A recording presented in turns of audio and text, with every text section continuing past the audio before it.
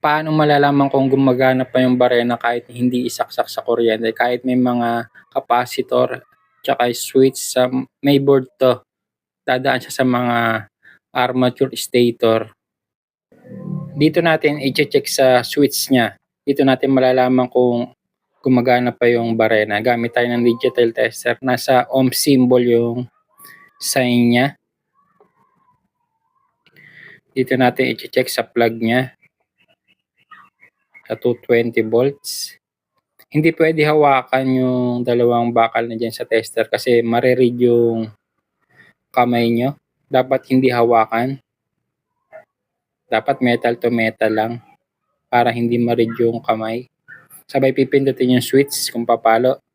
Ayan, pumapalo. Ibig sabihin gumagana yung barena. Pwede rin naman sa continuity.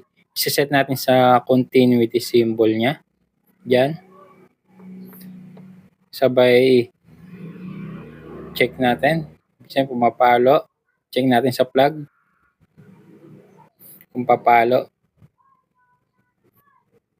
Sabay pipindutin yung switch. Ayun.